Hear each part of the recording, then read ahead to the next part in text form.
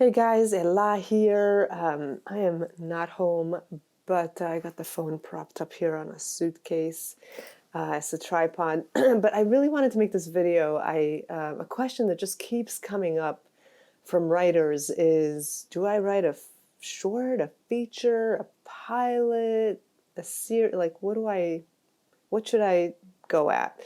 And I thought it'd be easier to talk it out and to write this one. So my answer to that, there are a lot of different parts of my answer, but starting with knowing what your goal is. Is the goal to build up your muscle as a storyteller and become a really good writer? Is your goal to produce your work and or get your work produced? Is your goal to become a professional writer for hire and try and get staffed in a writing room? And if your goal is all of the above, you're like, yeah, all of it, please sign me up. Then it's a matter of prioritizing and figuring out which one to go at first. So let me start by saying that if you've never made it your goal, first and foremost, to become the best writer you could be, I do think that needs to be your first goal. Because if you haven't done that yet, it's just going to undermine your efforts to try and get your work produced or produce it or to get hired as a writer. The first order of business is to become just undeniably a phenomenal writer.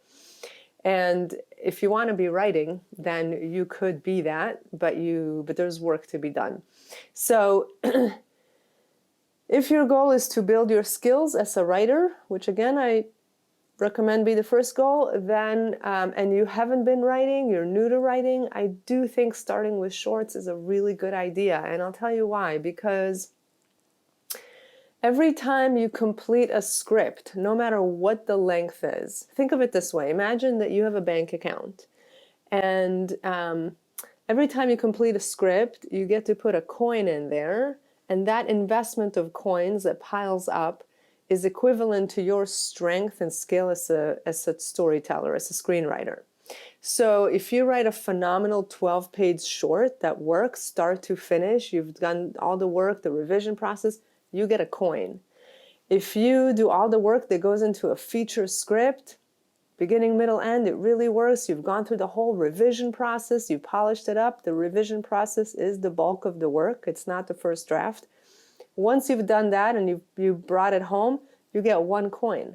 So whether you've done a 12-page script or a 120-page script, you get one coin as far as your bank account of strengthening your skills as a writer. So I say, spend a year writing a lot of whatever and developing, by whatever I mean just free write, inspiration, scenes, whatever, until things emerge that really make you sparkle, bring you to life, and move towards writing 3, 4, 5 shorts so that you get those 3, 4, 5 coins in the bank before you go for that marathon run, namely the feature. When people tackle a feature script, and I've seen this over and over and over and over, so this might be you. When people tackle a feature script prematurely, before collecting that pile of coins, before strengthening their skills as a writer, they end up stuck with that script for years without finishing it. They end up, just years go by, the script is not finished, it may stay unfinished, and guess what? When it is finished, it's just not their best work because it's their first script. So I would not invest that first script learning curve on a feature script. I highly, highly recommend starting with shorts and writing a bunch of them in order to strengthen your skills as a storyteller. I tell writers often, slowing down, going baby steps is often what will lead you to your goals the fastest. Okay, so that's if that's the goal. Now, if your goal is to get your work produced, you do need to start with producing your own work. If you're harboring a fantasy about writing a feature script and selling it and some studio making that script, you are building a career on the basis of hoping for a lottery ticket. It really, in terms of the odds, it's, you know, one in I don't know how many thousands and thousands of scripts. I put together the stats at some point. If I find them again, I'll write them under the video. So, yeah, a lottery ticket is no way to build a career or to build a creative life as an artist. So, you do want to get skilled at writing those scripts that make sense to produce independently. So not ones that involve huge car chases and underwater scenes that are set in the 1600s, etc. Something that's really easy to produce. You could produce, you know, at a location you have access to, few actors, etc. Now, if there's a script that's just writing itself, you're so inspired, and it's clearly a studio film as far as the budget goes, who am I to stop you? Go follow the fun, follow the inspiration, don't question it. But if you feel like you could make some choices, and usually we can, try and get practice at writing things that you could actually produce as an independent filmmaker just by crowdfunding with friends and family, or grassroots organizations. Okay, now, should it be a feature if you're going to self-produce something, or a short, or a pilot, or a series, etc.? Here's my answer to that. I don't recommend writing and producing pilots, because a pilot is really a commercial it's not a finished product in and of itself. It's a commercial. It's a really large, long commercial for something that you're trying to get off the ground. It doesn't usually work as a proof of concept if you're hoping to pitch it to studios or streaming networks, because you're not going to have the budget that they have. And so your pilot is not going to look like what the show would look like if it had that kind of a budget. So it may not even be a commercial that does you justice. It might actually be shooting yourself in the foot.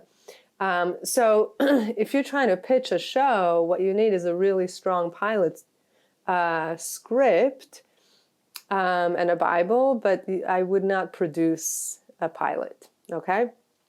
So as far as self-producing stuff, I would say start with shorts and then build to either a feature or a web series.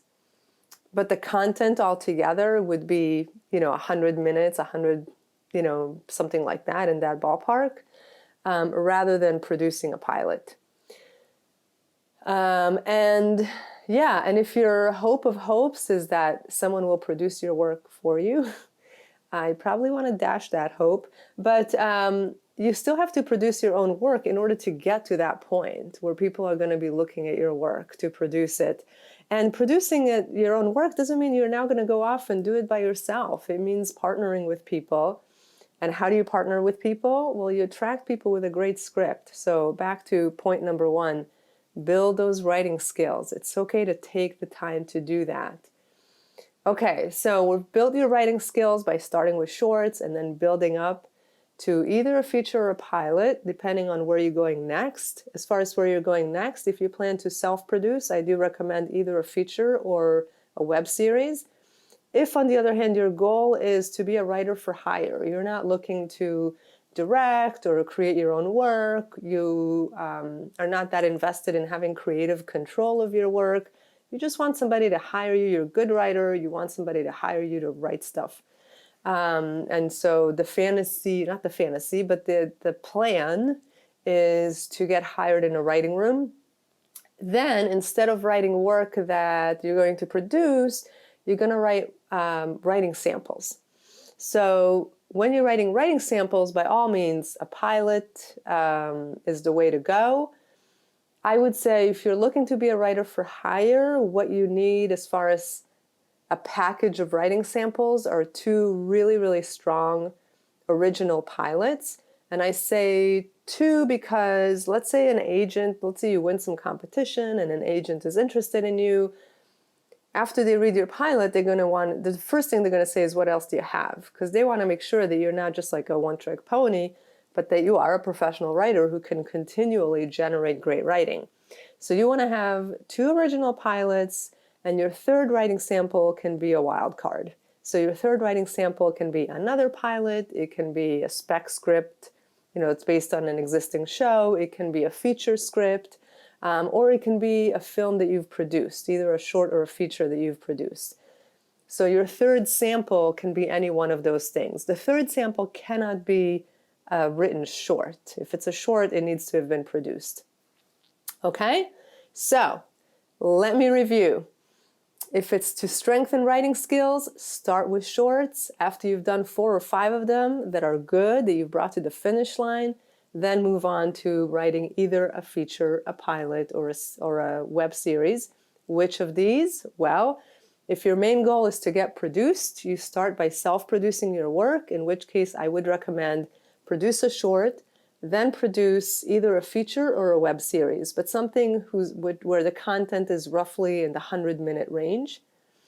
If, on the other hand, your goal is to get staffed as a writer on a television show, then your focus should be on building a body of work samples. Work samples should include 2 very strong original pilots. They can be in the same tone. In fact, it's good if they are. You do want to brand yourself, and it doesn't mean you get pigeonholed. You could branch out, but initially you want to be like, that's the writer who can write this kind of stuff. I digress. So as far as the writing sample goes, 2 strong original pilots, completed, polished, professionally written, and the third writing sample that is a wild card, either a feature script, another pilot, a spec script of an existing show, or a film that you produced, that you've written, either a short or a feature. Okay, I hope that gives you some guidance.